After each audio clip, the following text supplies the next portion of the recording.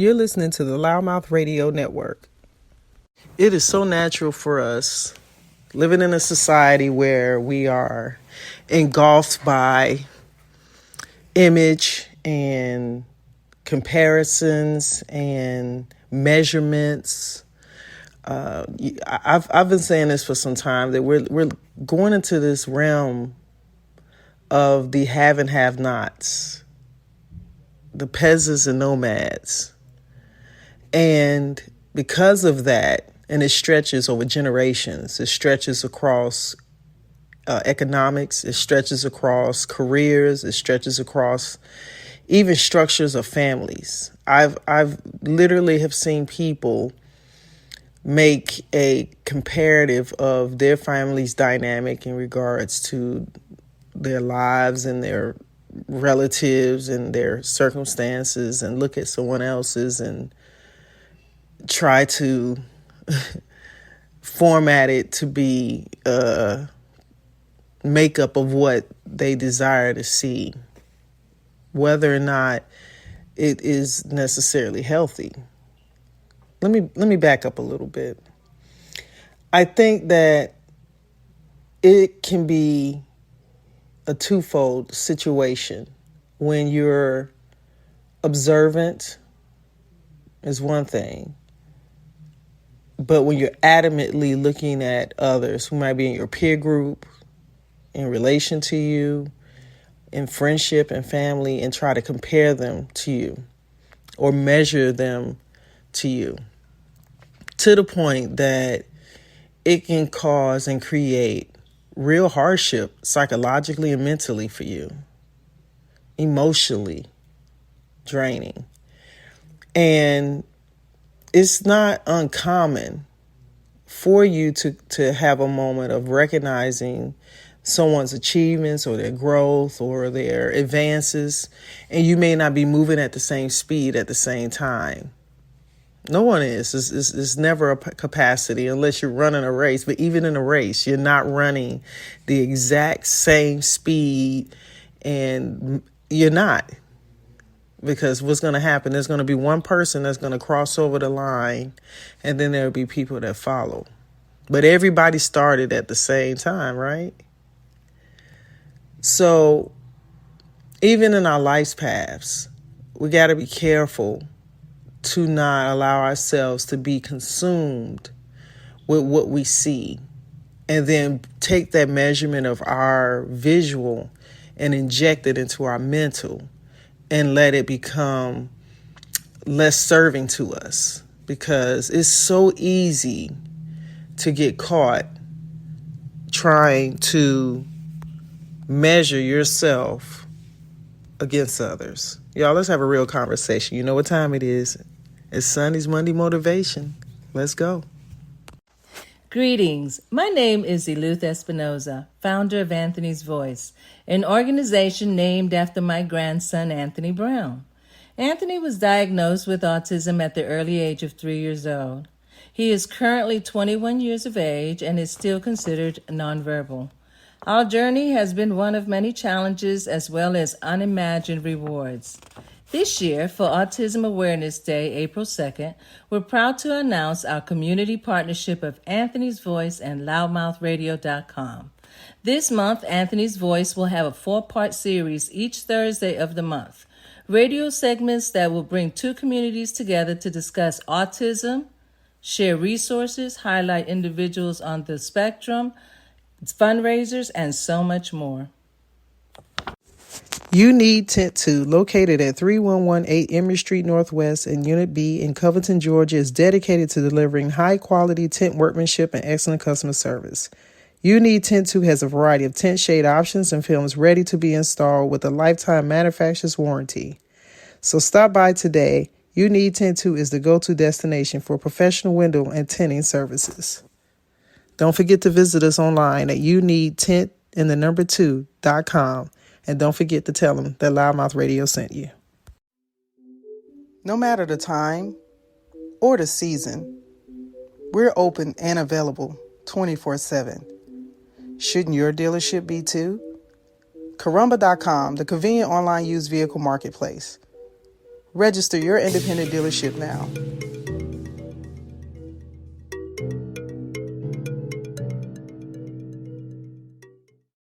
You're listening to the LouddMouth Radio Network.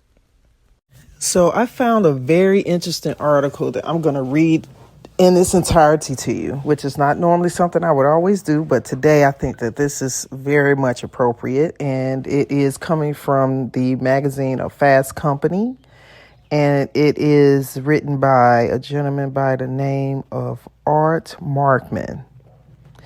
3 ways to stop comparing yourself to others, according to a cognitive scientist. Comparing ourselves to others is natural, but doing it too much can be harmful and productivity sapping. And the reason I'm reading this article is because I think it's going to highlight a few things I want to talk on. But I find that the article just had just so much good measurement of statement that I think is just important that I read it off to you. So here we go. I was talking to a colleague the other day who was near tears because she was less successful than other people around her age. Despite having a good job, the respect of her colleagues, a clear path for promotion, she was evaluating her career based on how she measured up to a few other people she could think of who were better off. The tendency to compare ourselves to other people is called social comparison. It's a natural way for us to evaluate how we're doing. When we compare ourselves to others who are better off than we are, it's called an upward social comparison, and it tends to make us feel dissatisfied. If we feel that there's nothing we can do to improve our situation, then that dissatisfaction turns to frustration. When we compare ourselves to people worse off than we are, it's called a downward social comparison, and it may make us feel unsatisfied. It may make us feel satisfied or even smug, but it also tends to sap our motivation to work harder. Either way, social comparisons tend to be bad for us. The exception is when you have a friendly competition with colleagues at a similar level, where comparing yourself to each other can motivate the entire group to achieve a goal. If you're finding that social comparisons are dragging you down, here are 3 more productive things you can do instead. 1, focus on your path. A fundamental problem with social comparisons is that it allows other people's lives to commend your goals. After all, what makes an upward social comparison frustrating is that someone else has achieved something you have not. It is useful to think about what makes you happy and satisfied personally and professionally. List the key things you would like to do or to achieve. Striving to live a life that's authentic to those personal goals is valuable. One problem with focusing on other people's achievements is that it can make you dissatisfied with the daily activities you were engaged in before that you enjoyed. Knowing that someone else has achieved a particular level of success can take the fun out of what you previously liked to do. A second problem is that the achievements of other people, while they might seem wonderful, may not actually be the things that make you happy. By staying focused on your own goals, you can forge your own path through life. Choose your own adventure. Enjoy other people's success. When you do find yourself watching someone else's achievements enviously, try reframing your own reaction. Envy is the emotion that you experience when someone else has or does something that you wish you could have or do. If a colleague gets a promotion or on an award that you wanted, it's natural to feel a little jealous twinge. Instead, consider sending a note of congratulations and enjoying their success. There are a few reasons to work on being happy for others. There are very few circumstances in which one person's success keeps you from achieving your own goals. I suppose if you're competing in the Olympics, there's generally only one gold medalist. But in most professions, many people who can have some success. When you resent other people for what they have done, you can often act in ways that make you seem bitter to them and to your colleagues. When you congratulate others on their successes, other people will think of you as a good member of the community, which can also help other people to be happy for your success in the future. In addition, many habits start from the outside in. That is, it may feel disingenuous to congratulate someone at first. But over time, you will find that it gets easier to congratulate others for the good things that happen to them because you are practicing separating their achievements from your own. The next step, concentrate on gratitude. This is big. One of the reasons why social comparison is so common is that we're inherently social creatures. We naturally focus on what other people are doing. It's hard to simply ignore the actions of others, particularly people who are doing similar things to what you are. You're likely to have a hard time ignoring other people. So part of what you want to do is to change the nature of your feelings about the other people in your world. A great way to do that is to write out a gratitude list. Focus on gratitude helps because much of what you're grateful for involves the people around you. Individuals who have looked out for you, mentored you, and promoted your work. That makes gratitude a wonderful antidote to negative social comparisons. It reminds you there are a lot of people around you who are contributing to your success. I will take this article and put it in the link of this show for you guys to be able to pull this up. And I think that it just touches on 3 very great avenues that I think any person, no matter where your background is in or from, where you are in your career, your life, I think it is all obtainable and easily accessible to you. So I thought it was very important that I give you a little bit of verbiage that I felt that could be serving to you.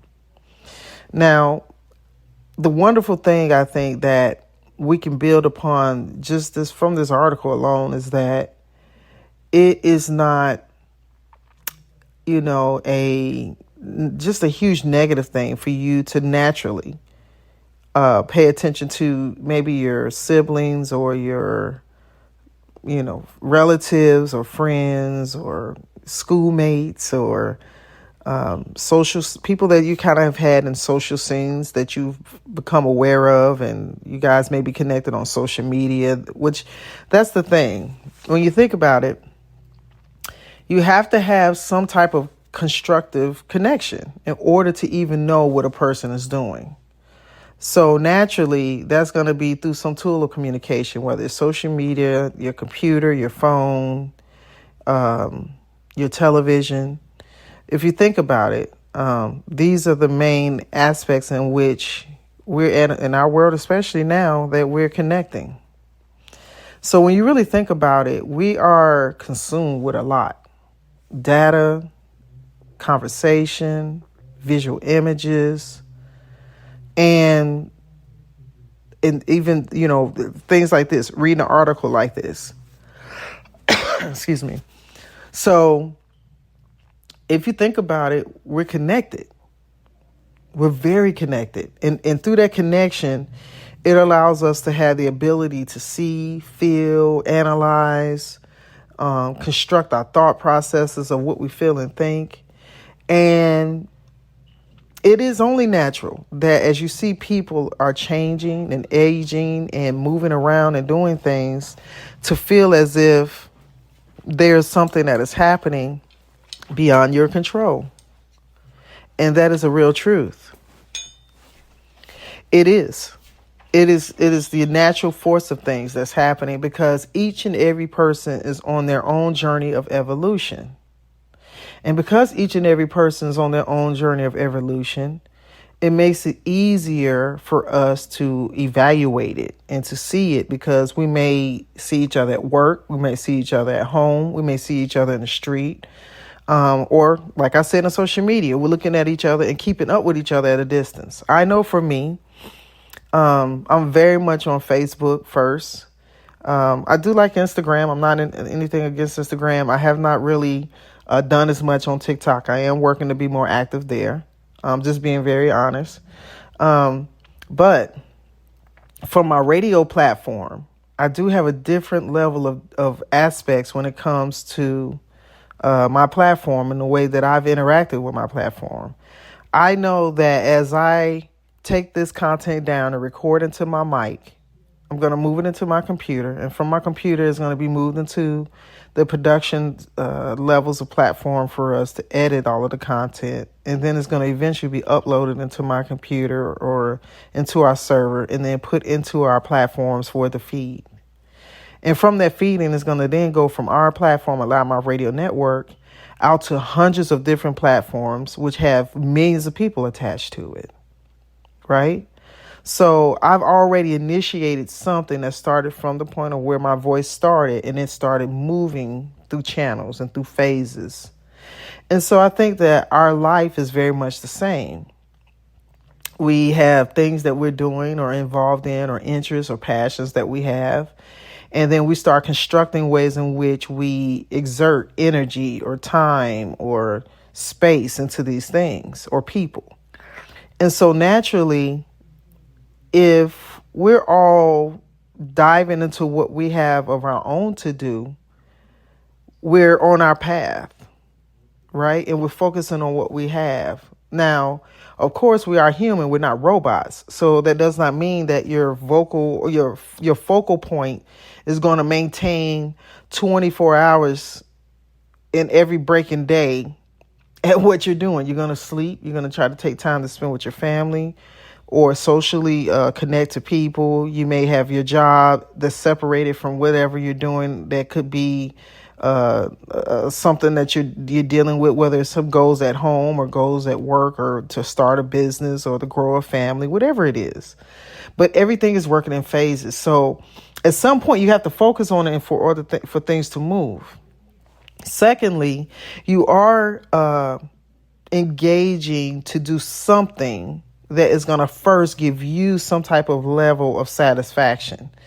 But ultimately, most of us are doing things in the time and fashion that will also naturally probably affect somebody else, or it will reach someone else, or it will connect to someone else. Because by nature, we want to connect to other people, whether you're introverted or extroverted. We have a natural, as humans, we're not born to be isolated. That's not who we are. That's not what we're made of. But the way we look, the way we think, the way we feel, the way we act is infinite. There's not a limitation there.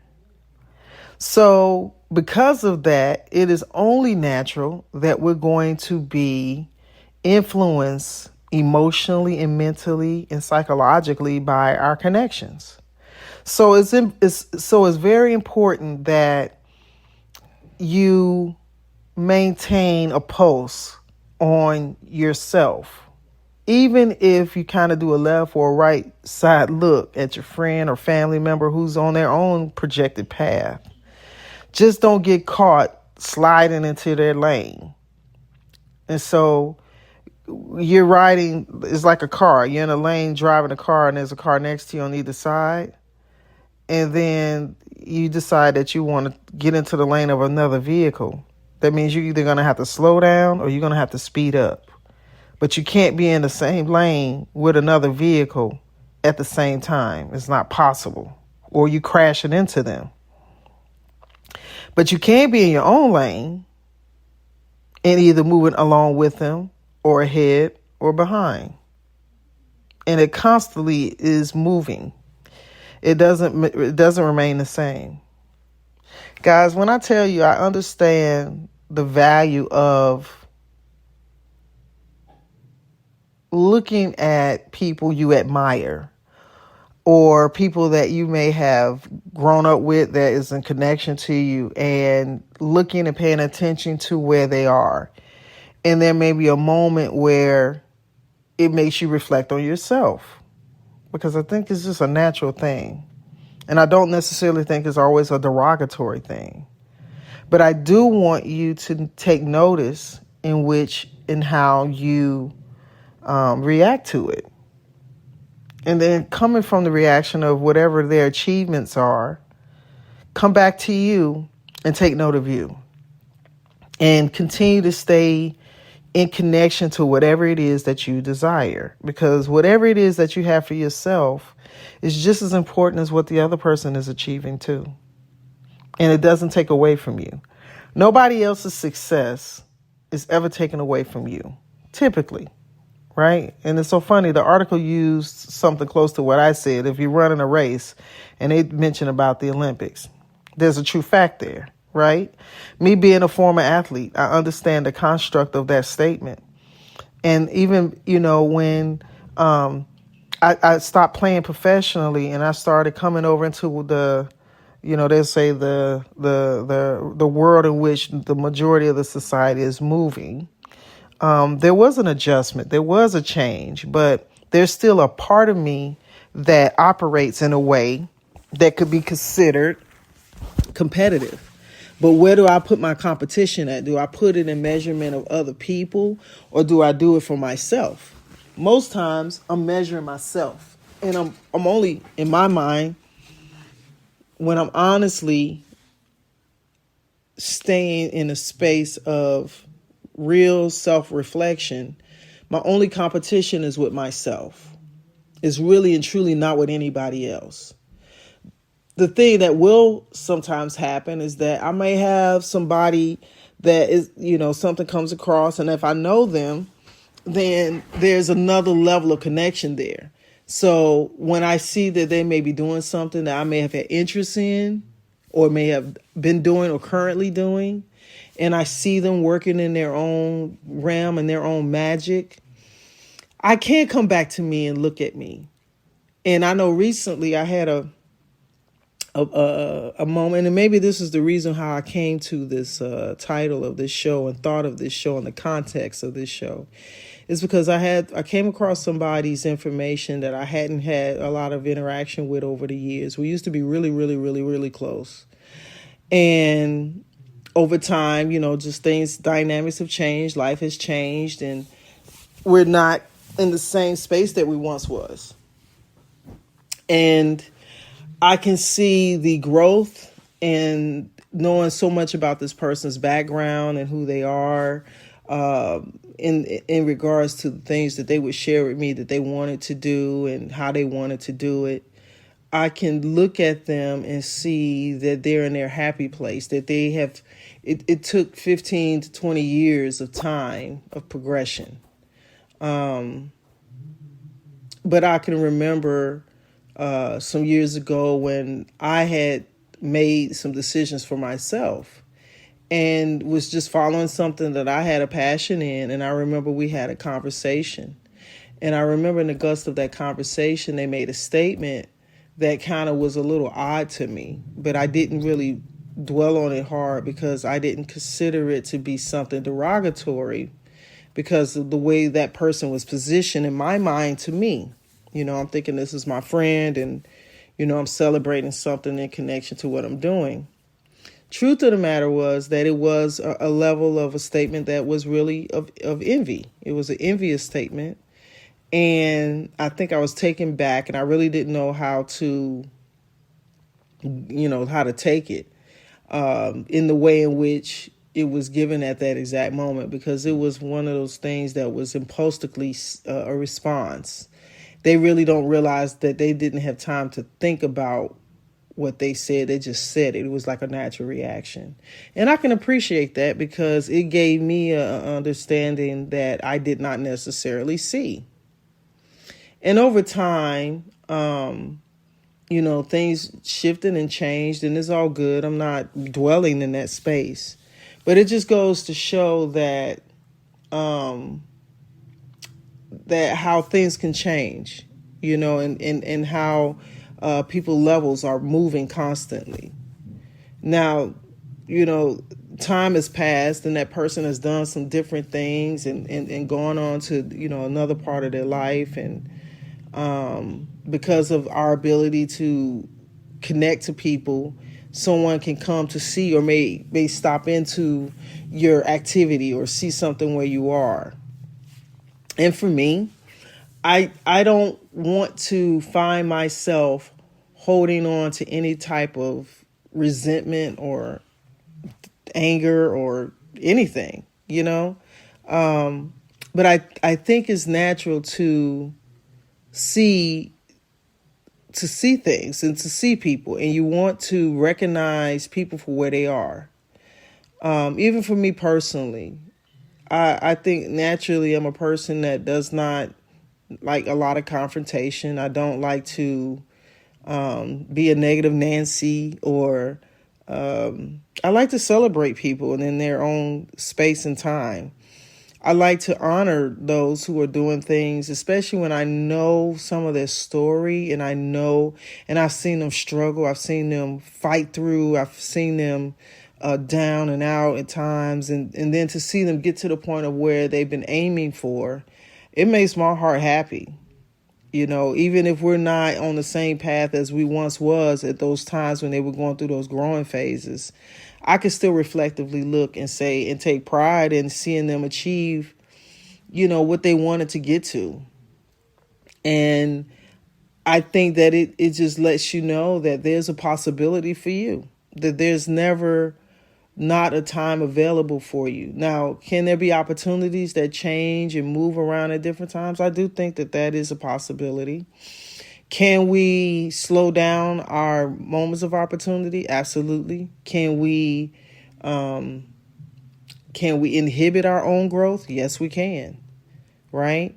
I think it is all determined on what you allow yourself to be and do. And if you allow your visions, your goals, your ambitions to stay in front of you, even if they slide to the side, you stick them in your pocket, you put them on the shelf. But if they mean enough for you, if they mean enough to you, and you have a level of a desire of achievement, don't necessarily let them go unless it's not going to serve you. And also protect whatever that may be, because sometimes you'll have people, like I described in this article, that has those moments of envy. And the truth of the matter is, it's really not about you. It's really about them not being where they want to be. But sometimes they can't distinctively separate the two. And because of that, those kind of energy fields, conversations, actions, attitudes, and all kinds of things can come in you. And it can be clouding.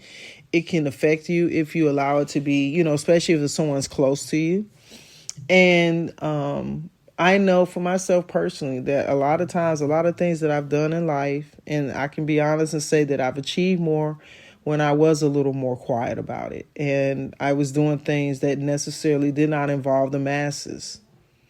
And when I was ready, I released it, or I allowed it to be known. And then as a collective, maybe, more people knew about it at that point in time. Only you can tell what works best for you. And it also depends on where you are. It can be, mentally, emotionally, psychologically. You may need to be in a certain space in order for you to expose certain things. And if you're not there, it's okay. I'm going to tell you, I know personally, sometimes I'll make this statement and say, I'm moving like a ninja, and it's times that you have to be quiet and still and maybe revamp and recharge and recalibrate, because we're naturally, especially if you're a person that's driven. I'm going to say this, you have your overachievers, as they call us, or your perfectionists, or whatever you want to say. But those who are driving themselves to be more in their life, naturally you're going to get to a point of burnout. You're going to feel the weight of a lot of the push and everything that you're doing. It's just like if you've ever picked up a weight, and you started out with a 5-pound weight, and you never was a person that ever picked up weights, and you didn't have a lot of strength, it might have felt like, whoa. And after a while, you kind of started doing some reps with that 5-pound, and then you were able to move up to a 10-pound, and from a 10-pound to a 20, and a 20 to a 50, a 50 to 100. And you can't necessarily sit down and bench 300 pounds and you never lifted 50. You have to build the muscle. So guys, I just wanted to give you a little bit of something. Today's Monday. It's the 1st of May, and it's, we're in the full level of spring, wherever that may look like for you, wherever you are. And I want you to take today to maximize your moment. Fully occupy where you are, who you are, what you're doing, and what you're focusing on, and know that you're able to achieve it. Just stay focused. Just stay with it. And definitely keep gratitude in the forefront of whatever it is that you're setting out to do for yourself. All right? All right, y'all. Till next week, I'm gonna let y'all go. I've enjoyed having your ear for these last 25 minutes plus. So go ahead and make your day be just as great as you are. You're listening to the LouddMouth Radio Network. This episode is sponsored by LouddMouth.com, the #1 small business online network. We're putting the word out about small business. Put your business on the referral network online that wants to put the word out about you.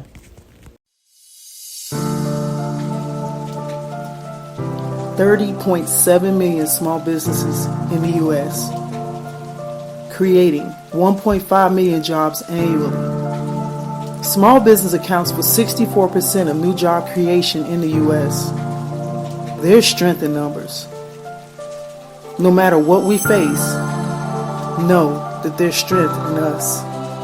Because of you, we're able, we're capable, we're resilient, and we are available because we are small business.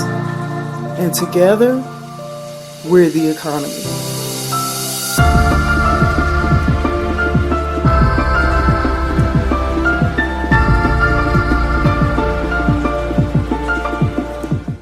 You're listening to the LouddMouth Radio Network.